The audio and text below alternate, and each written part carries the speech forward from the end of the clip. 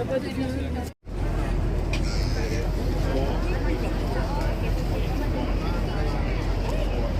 c'est Marion et je suis guide à Paris depuis 5 ans, donc on va parler de certaines histoires et de certaines anecdotes concernant la ville de Paris lors de la croisière. On va aussi faire cette croisière en français et en anglais pour que tout le monde puisse comprendre sur le bateau. Si vous avez besoin d'autres langues comme l'espagnol ou l'italien, vous avez un code à l'entrée du bateau que vous pouvez scanner qui peut vous donner les traductions si vous le souhaitez. À l'arrière du bateau, vous avez des toilettes qui restent ouvertes tout le long de la croisière et un bar si vous voulez quelque chose à boire ou à manger. Aussi, lors de cette croisière, on va faire une courte escale à l'arrêt Notre-Dame pour Paris dans à peu près une demi-heure. Donc les passagers avec un sticker puissent descendre du bateau et ensuite on revient jusqu'ici, jusqu'à la Tour Eiffel. So welcome everyone on this cruise with Les Vedettes de Paris, which is going to last for an hour. We'll see the main monuments of Paris, and I'll be your guide to tell you about them. So as we're leaving, let me introduce myself first. My name is Marianne, and so I've been a guide here in Paris for 5 years. So we'll talk about some of the stories and anecdotes on the city of Paris during the cruise. As you might have understood by now, we're going to be in. There's a code that you can scan at the entrance of the boat, and it can give you the translations if you need them. At the back of the boat, you have bathrooms that stay open for the whole cruise, and a bar as well. If you need something to drink or to eat. Also during this cruise. And so as you can see, we're starting the cruise next to the most famous monument that we have here in Paris, the Eiffel Tower. There's a lot to say about the Eiffel Tower, so we'll talk more about it on the way back. But it was built here for one of the World's Fairs that we did at the end of the 19th century in 1889.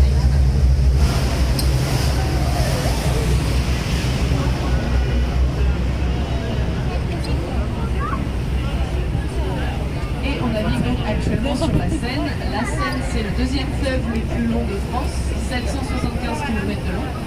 La Seine, elle prend ses sources à l'est de la France et elle s'écoule dans la Manche entre la France et l'Angleterre. Elle a toujours joué un rôle essentiel dans l'histoire de Paris, puisque Paris est né sur 2 îles qu'on va voir un peu plus loin, l'île de la Cité et l'île Saint-Louis au 1er siècle avant Jésus-Christ. Et à cette époque, la Seine jouait le rôle d'une frontière naturelle et protectrice autour des 2 îles. On a ensuite beaucoup utilisé le fleuve pour le transport de marchandises et de population au fil des siècles, ce qui a aidé la ville de Paris à prospérer économiquement. C'est pour ça qu'aujourd'hui, l'emblème de Paris et les armes de Paris, c'est un bateau, en hommage au rôle que la Seine a joué dans l'histoire de la ville. And so now we are cruising on the river, la Seine. This river, it's always been an essential role in the history of Paris. It's the second longest river in France. It's 775. Because Paris was born on 2 islands that we're going to see later, the City Island and the St. Louis Island, back in the 1st century before Christ. And so back then, the river played the part of a natural and protective border around those islands. Then we used the river a lot for transportation of merchandise and population through the history of the city. So it helped Paris prosper economically a lot. That's why the coat of arms, the emblem of Paris today, it's a boat. It's an homage to the role that the river has played in the history of the city.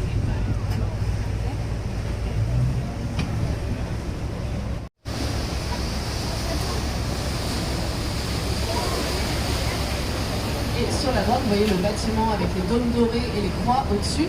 C'est l'église russe orthodoxe de Paris. Donc c'est un monument relativement récent. Il a été terminé en 2007, il y a seulement quelques années, juste à côté de la Tour Eiffel.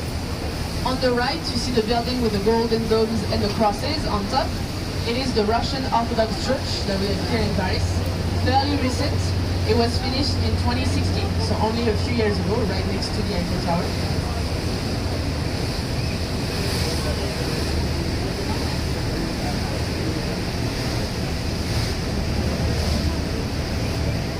Et vous voyez qu'on approche d'un pont, c'est le pont de l'Alma. Si vous regardez sur votre gauche, cette fois-ci, avant le pont de l'Alma sur le trottoir, vous avez une sculpture d'une flamme dorée. C'est une copie de la flamme que tient la Statue de la Liberté à New York. And so now we're getting close to a bridge, the Alma Bridge. If you look on your left, on the sidewalk before the bridge, you see a sculpture of a golden flame. It is a copy of the flame that the Statue of Liberty is holding in New York City. Parce que la Statue de la Liberté, c'était un cadeau de la France aux États-Unis en 1886. Ensuite, la France a pris en charge les travaux de restauration sur la Statue de la Liberté. Donc, les États-Unis nous ont offert un cadeau de remerciement, une copie de la flamme. And so the Statue of Liberty, the one in New York, it was a gift from France to the US in 1886. Then France took charge of the restoration works on the Statue of Liberty. So the US, they gave us a thank you gift, a copy of the flag.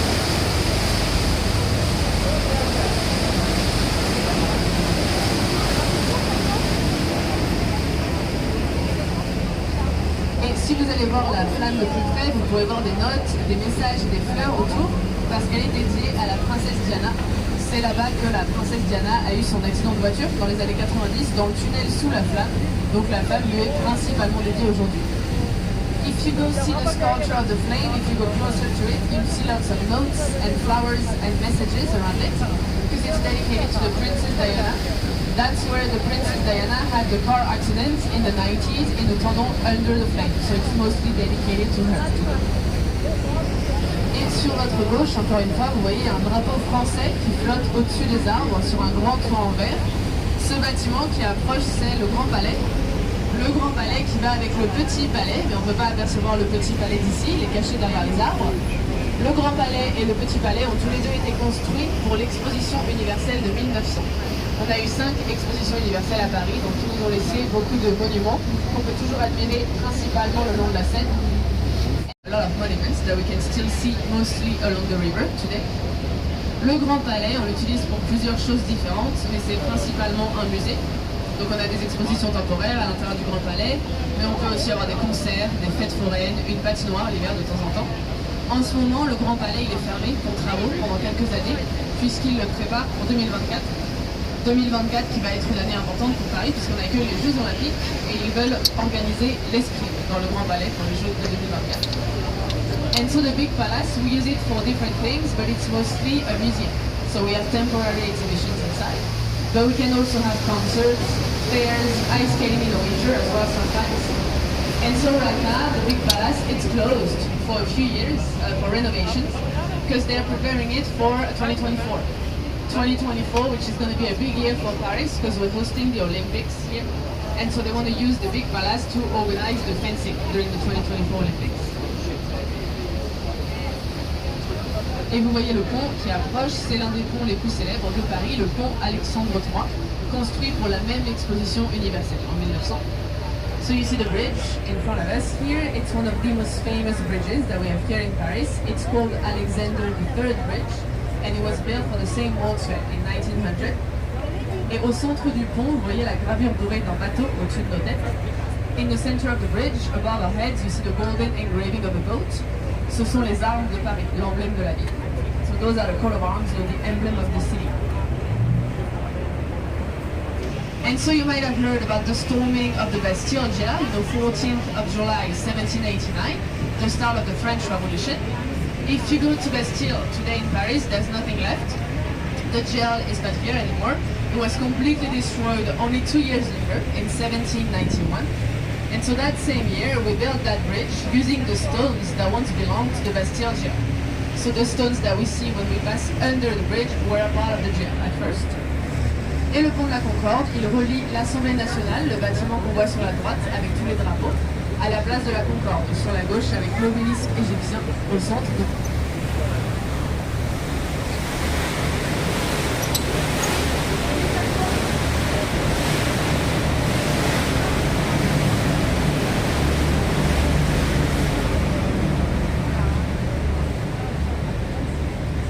And so the Concorde Bridge, it links the National Assembly, the building that you center. We'll talk about the obelisk on the way back.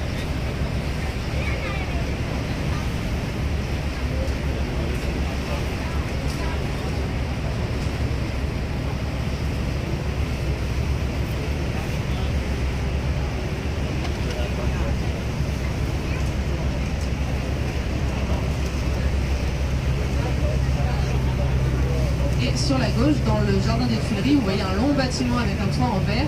C'est un musée, c'est le musée de l'Orangerie. Donc c'est à l'intérieur de l'Orangerie qu'on peut admirer entre autres les nymphéas du peintre impressionniste Claude Monet. And so on your left here in the Tuileries Gardens, you have a long building with a glass roof. It's a museum. It's called the Orangerie Museum. So it's inside this picture, Claude Monet, for example.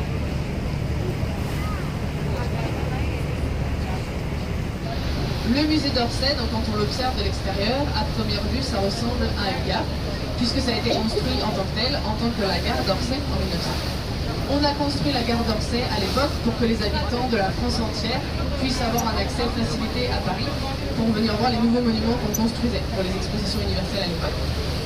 And so when you look at the Orsay Museum from the outside, at first it looks like another type of building. It looks like a train station because that's what it was originally. It was built as the Orsay train station so that people from all over France could have easy access to Paris back then in 1900, so that they could see all the new monuments that were building for the World's Fairs at the time. Mais la gare d'Orsay, elle n'a pas duré très longtemps, puisqu'un peu plus tard, dans les années 40, les trains sont devenus trop grands pour entrer dans la gare. Donc on a dû arrêter de l'utiliser en tant que tel. Et c'est beaucoup plus tard, dans les années 80, en 1986, que c'est devenu le musée d'Orsay. And so that train station, it didn't last long, because then a bit later, in the 40s, the trains, they got too long and too big, so they couldn't enter the station anymore. So we stopped using it as such. It became the Orsay Museum here.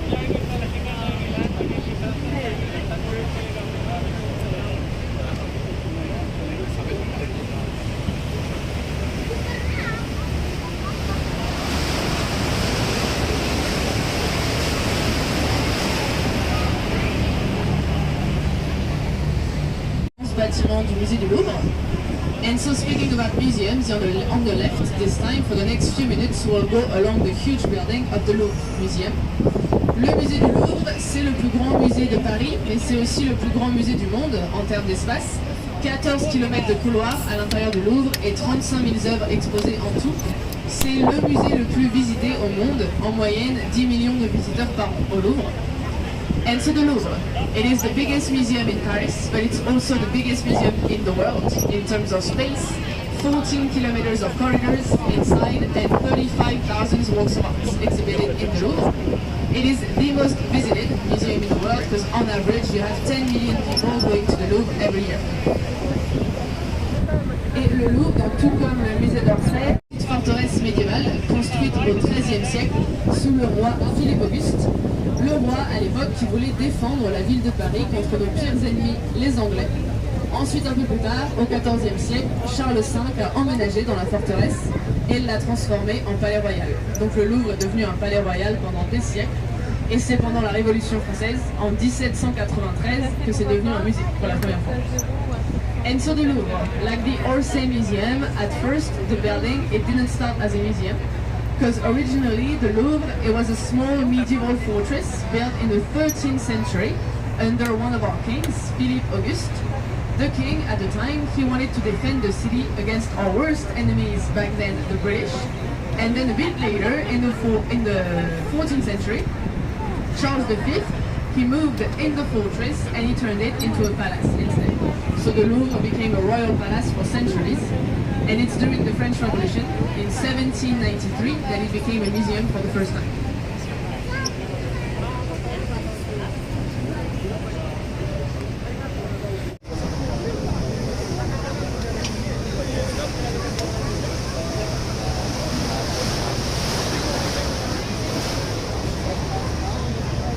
Et en face de nous, vous voyez qu'on a atteint un bout de la première île qu'on va voir, l'île de la Cité. L'île de la Cité, donc c'est là que la ville de Paris est née, au 1er siècle avant Jésus-Christ. So you see that we've reached one end of the first island that we're going to see, the City Island. This island, that's where the city of Paris was born, back in the 1st century before Christ.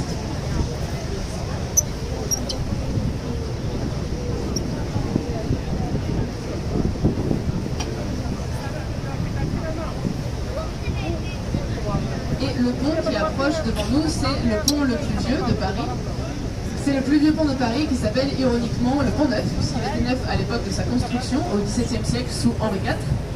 And so you see the bridge coming up in front of us. It is the oldest bridge that we have here in Paris, but it's ironically called Pont Neuf, which means new bridge, because it was new back when it was built, in the 17th century, under Henry IV. Henri IV, vous le voyez sur la gauche, c'est la statue de l'homme sur son cheval. Donc c'est le roi qui a fait construire ce pont.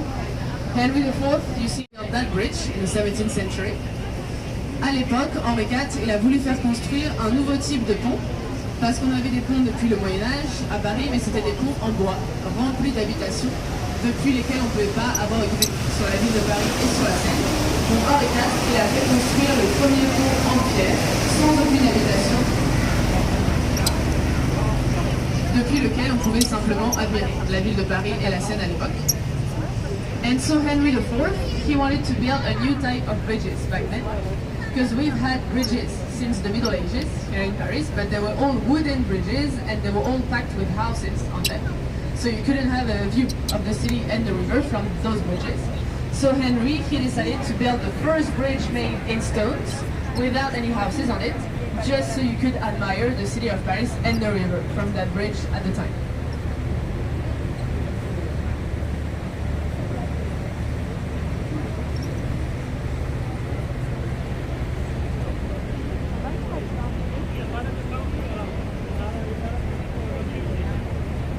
Et sur la gauche, donc on est en train de longer l'île de la Cité, qui a toujours été historiquement le centre administratif de Paris. C'est là que les rois vivaient avant d'emménager au Louvre, et on verra leur palais de l'autre côté de l'île. C'est encore un peu le centre administratif de Paris aujourd'hui, puisque c'est là qu'on a la préfecture de police et le palais de justice. And so on the left, we are following the city islands. It's always been historically the administrative center of Paris, because that's where the kings were living before they moved to the Louvre. We'll see their palace on the other side of the island. It's still the administrative center of Paris today, because that's where we have the headquarters of the police and the courthouse of Paris as well.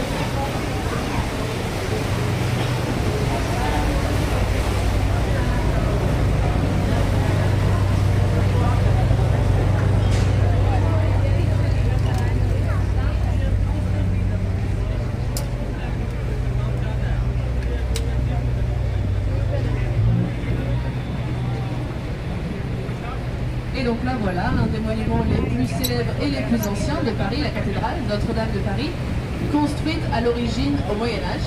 Donc elle a été commencée en 1163 et elle a été terminée en 1345. Donc ça a pris presque 200 ans pour la construire à l'époque. And so there she is, one of the oldest and most famous monuments that we have here in Paris, the cathedral Notre-Dame de Paris, originally built in the Middle Ages. So they started building it in 1163 and it was finished in 1345. So it took almost 200 years to build back then.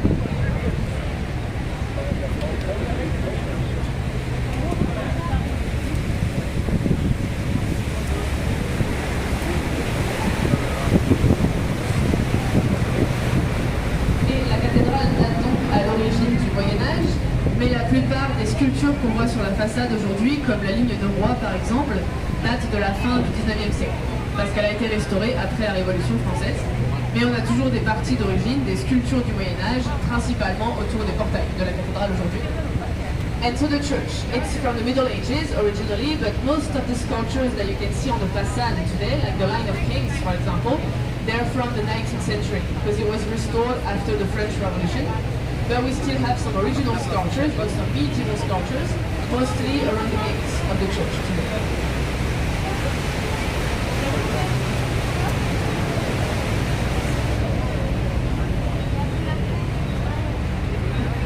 Malheureusement, c'est encore impossible de trop s'approcher de la cathédrale aujourd'hui, puisqu'elle est encore en travaux de restauration après l'incendie qui a eu lieu il y a plus de 3 ans maintenant, en avril 2019. Après l'incendie, il a fallu attendre environ 1 an pour que les travaux puissent commencer. Aujourd'hui, ils ont commencé et ils voulaient qu'elle soit prête à réouvrir pour les Jeux Olympiques l'été 2024, mais ça paraît compliqué parce que les travaux de restauration ne seront certainement pas entièrement terminés d'ici 2024. And so right now, it's still impossible to get too close to the church because it's still being restored after the fire that took place here more than 3 years ago, April 2019. After the fire, it took about a year for the renovation works to be able to start. Today they started. They wanted it to be ready to reopen for the Olympics the summer of 2024, but it's going to be quite complicated because the restoration works probably won't be entirely finished by 2024.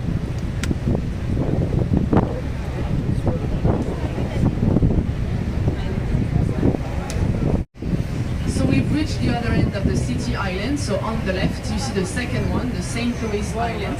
So we'll go all around that one as well to go back towards the Eiffel Tower.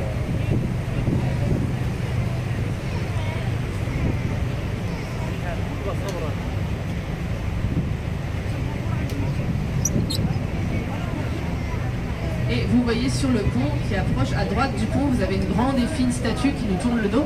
C'est une statue de Sainte Geneviève, la sainte patronne de Paris. You see on the bridge, coming up on the right side of the bridge, you have a tall statue. It's turning its back to us right now. It's a statue of Sainte Genevieve, the saint patron of Paris. Sainte Geneviève, elle a vraiment vécu ici à Paris au 5e siècle après Jésus-Christ.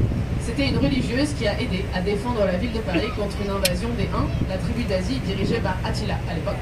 Donc Attila et les Huns menaçaient d'envahir la France. Elle a entendu qu'ils arrivaient, donc on dit qu'elle a prié, qu'elle a jeûné pour la protection de la ville, qu'elle a rallié d'autres religieuses pour prier avec elle.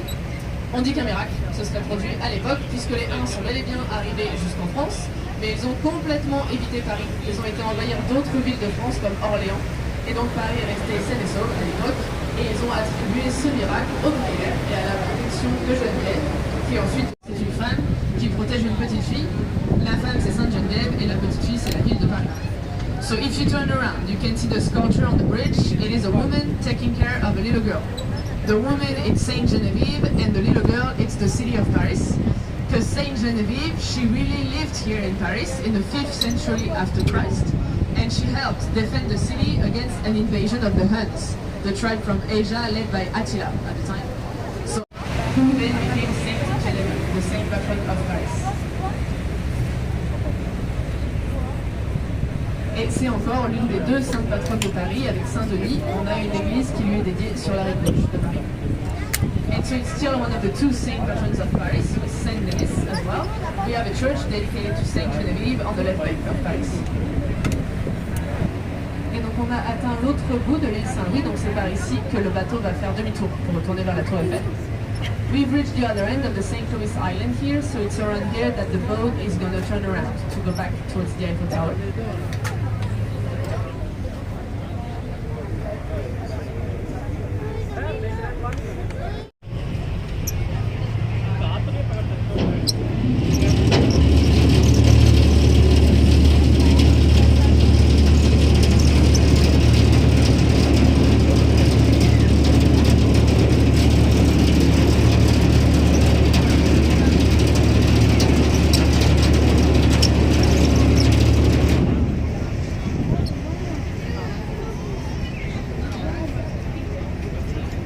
De la France, vers la Normandie.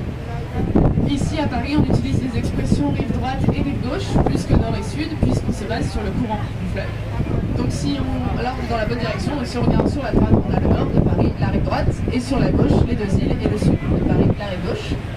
And so we've turned around to go back to the Eiffel Tower. And so you see this way, sometimes we feel the winds a little bit more because we follow the currents of the river. So it's not obvious when you look at the water, but it goes this way to the west of France, to Normandy. And so here in Paris, we use the expressions right bank and left bank a bit more than north and south, because we base them on the currents of the river. So now we are in the right direction. So if you look on your right, you see the north of Paris, the right bank, and on the left, the two islands, and the south of Paris, the left bank. So that's where those two expressions come from, based on the currents of the river.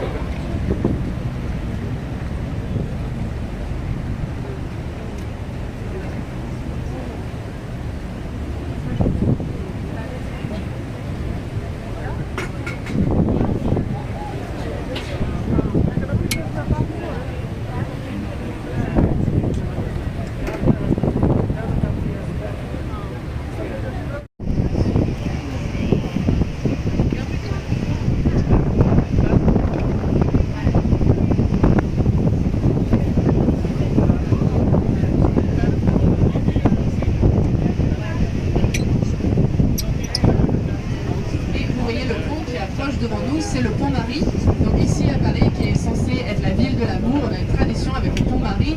Quand on passe sous ce pont et qu'on est sur un bateau, on est censé embrasser son ou sa partenaire, c'est censé porter bonheur et chance. Donc libre à vous d'essayer si vous le souhaitez quand vous serez sous le pont. And so you see the bridge coming up in front of us. It is called Pont Marie. And so here in Paris, which is supposed to be the city of love, we have a tradition with that bridge. Whenever we pass under that bridge on the boat, you're supposed to kiss your loved one, and it's supposed to bring you luck and happiness. So it's up to you to try if you want to when you're under the bridge.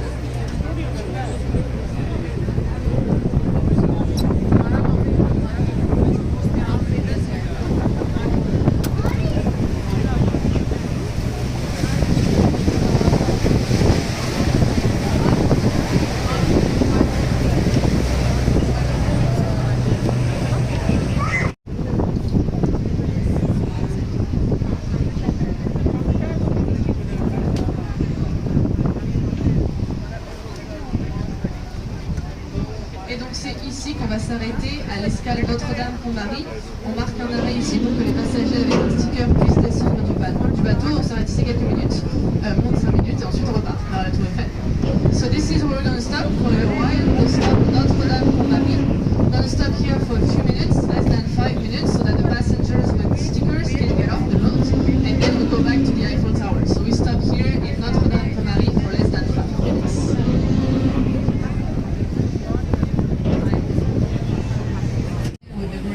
It's the city ressemble un peu à un palais de la Renaissance parce qu'il avait été construit pendant la Renaissance à l'origine.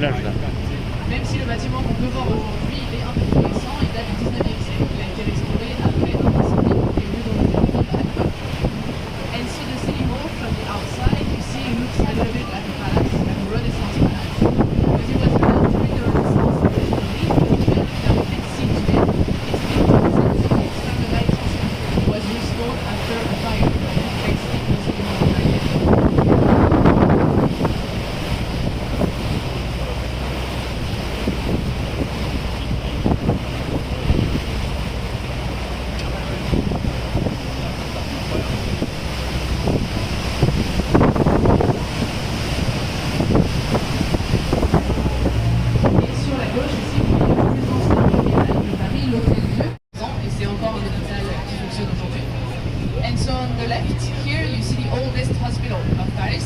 It's called Hôtel Dieu, which means God Hotel, and it's been a hospital since the 13th century.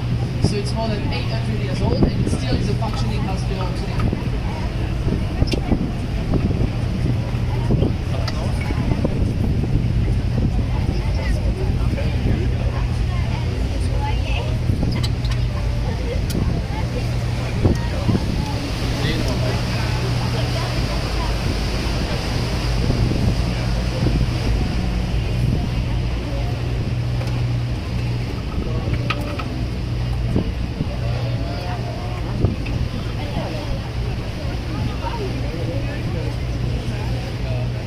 Les bâtiments. Et après le pont, sur la gauche, vous avez le long bâtiment avec la tourelle dorée et les tourelles grises. C'est la conciergerie ou le palais de la cité. Donc c'est là que les rois vivaient avant d'emménager au Louvre. C'était le palais royal du 6e siècle au 14e siècle. Ensuite, il est devenu en 1914 et aujourd'hui c'est un musée pour le musée en entier. And so you see the building on the left with all the... It's called La Conciergerie, and so it was the royal palace. That's where the kings were living before they moved to the Louvre. It was the royal palace from the 6th to the 14th century. Then it was turned into a prison until 1914, and today it's a museum that you can partly visit. Et la conciergerie, pendant la Révolution française, c'est devenu un tribunal et une prison révolutionnaire. C'est dans l'une des cellules de la conciergerie qu'on peut encore visiter aujourd'hui que la reine Marie-Antoinette a été emprisonnée pendant quelques mois en 1793 avant de connaître son verdict, de savoir si elle allait être exécutée ou pas.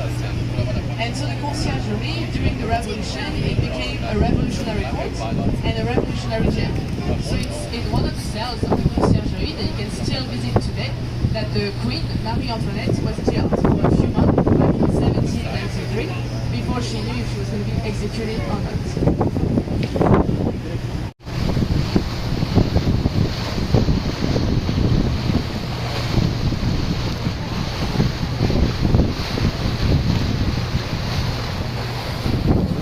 Quand on viendra, La Samaritaine.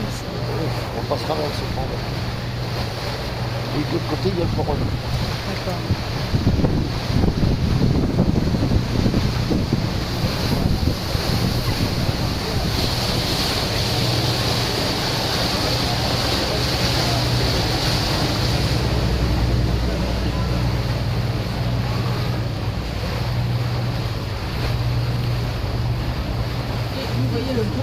proche devant nous, c'est le pont des Arts.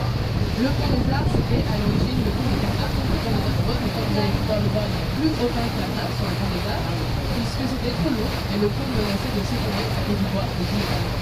Donc la ville de Paris les a retirés de ce pont et aujourd'hui on ne peut plus en ajouter de nouveau. Ce pont des Arts sur la ville. And so you see the bridge coming up in front of us. It's called the Art Bridge. The Art Bridge used to be the Love Bridge, the Lovers Bridge, but as you can see there's no more rocks on that one because it was too heavy. So the city of Paris had to take them off that bridge, meaning that today it's 4 rocks on the Art Bridge.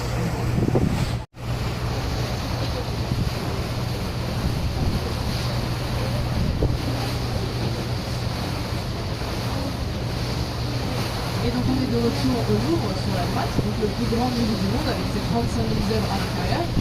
35 000, ce n'est qu'environ 10% de toute la collection du musée, puisqu'il possède en moyenne 350 000 œuvres stockées dans leur sous-sol ou étudiées dans le bureau. On dit que si on passe 5 minutes devant chaque œuvre d'art à l'intérieur du Louvre, il nous faudrait 9 mois pour voir l'intégralité du musée en une seule fois. And so back to the Louvre, on the right here, biggest museum in the world with the 35,000 works of art inside, which is only about 10% of the whole collection, because the Louvre has around 350,000 works of art stored in their basements or studied in offices of the museum.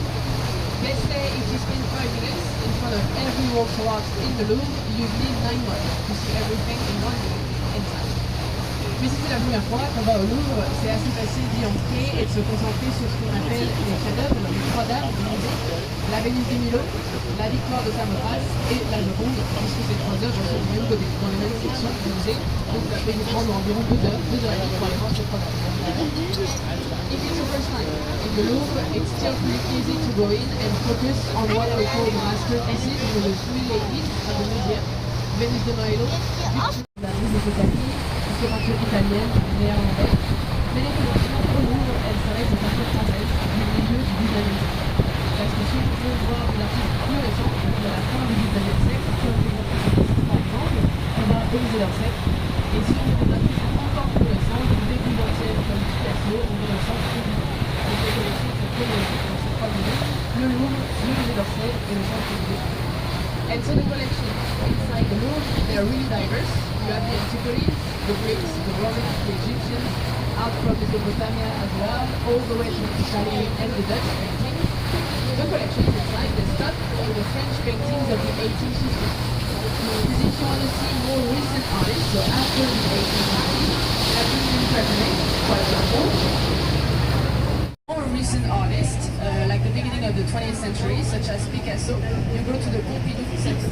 So the collections, they're chronological in those 3 museums, the Louvre, the Orsay, and then the Pompidou Center.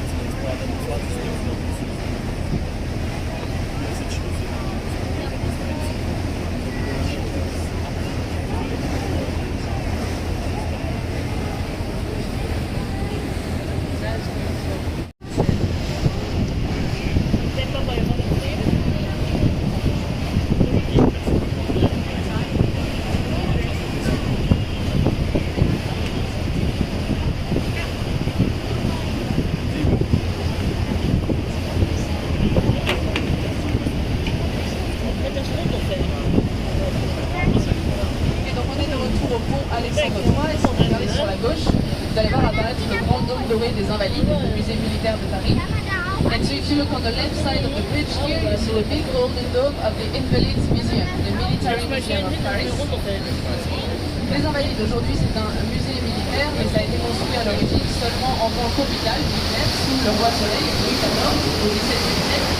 C'est là qu'on voit le groupe des Invalides qui sont venus pour les Brésiliennes. And so the Invalides today, it's a military museum, but it was built only as a military hospital back in the 17th century under the Invalides, because it was for the wounded soldiers of the war. Si vous visitez le musée des Invalides, aujourd'hui c'est à l'intérieur, sous le dôme doré, que vous pouvez voir la tombe de Napoléon Ier qui est enterré dans le musée des Invalides. If you go visit the Invalides Museum today, it is inside the museum, under the dome, and you can see the grave of Napoleon Bonaparte. Napoleon I is buried in the Invalides Museum.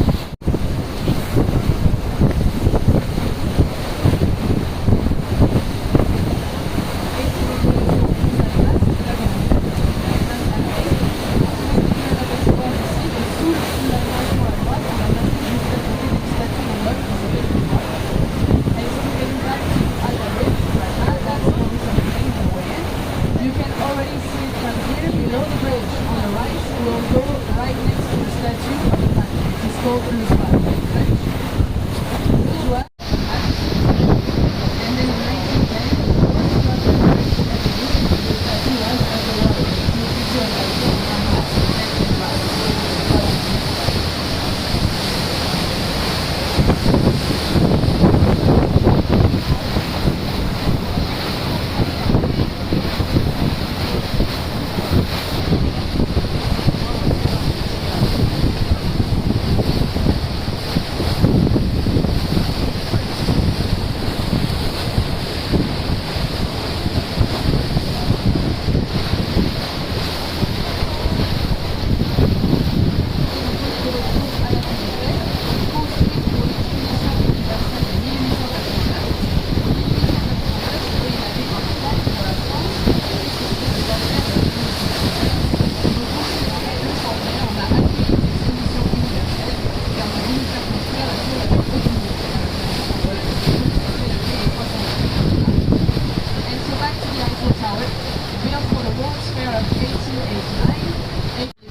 Of the revolution. So to celebrate the 100-year anniversary, we decided to host the World's Fair here and try and build the highest tower in the world. So the project was called the 300 meters tower first. Il y a eu un concours pour construire la tour la plus haute du monde et c'est la compagnie de monsieur Gustave Eiffel qui a remporté le concours. Il a collaboré avec d'autres architectes et ingénieurs français et ils ont présenté ses plans au concours et l'ont remporté. Donc ils ont ensuite pu débuter la construction de la tour Eiffel en 1887. Ça leur a pris 2 ans, 2 mois et 5 jours pour la construire à l'époque. C'était aussi un chantier de construction très sécurisé puisque pendant ces 2 ans, aucun ouvrier n'est décédé en construisant la tour Eiffel. Ce qui a... Et donc on a bel et bien réussi, on a construit la tour la plus haute du monde, elle en 1989. C'est resté la tour la plus haute du monde pendant 41 ans, jusqu'à ce que les Américains, à New York, décident de construire le Chrysler Building.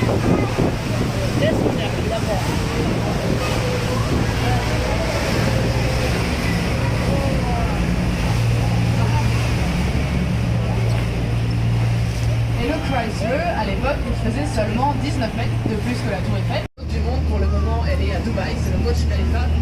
Le Burj Khalifa à Dubaï qui fait 828 mètres de haut contre 330 mètres de haut pour la tour Eiffel. Donc ça donne une idée de la différence entre les deux.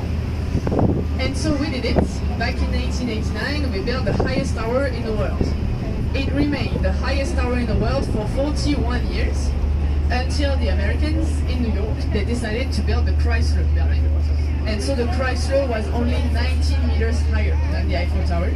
So here we did not take that very well, and so we decided to respond by adding the radio antenna up there, so 24 meters higher. So we had the highest tower in the world again. Not for long, because then New York finished the Empire State Building.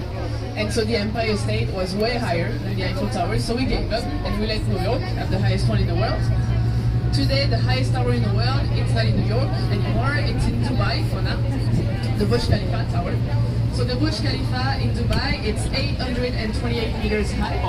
The Eiffel Tower is 330 meters high. So that gives you an idea of the difference between the two.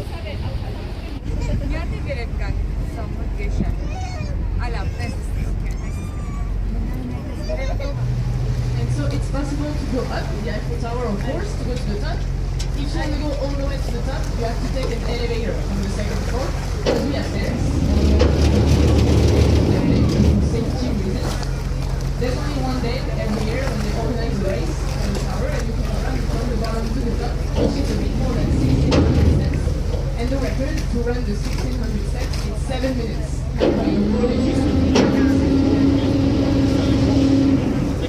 Donc, comme vous pouvez le constater, on revient au point de départ. Je vous demande s'il vous plaît de rester bien assis où vous êtes jusqu'à ce que le bateau soit complètement amarré pour des raisons de sécurité. Et aussi, s'il vous plaît, laissez bien un passage entre les deux rangées devant pour que le bateau puisse gagner la sortie du bateau. Si vous avez des questions sur ce que j'ai dit ou sur ce que vous avez vu, n'hésitez pas à venir me voir jusqu'à la sortie du bateau. Merci beaucoup d'avoir choisi les vedettes de Paris. J'espère que vous avez passé une bonne journée. Merci beaucoup de m'avoir écouté. As you can see, we're back to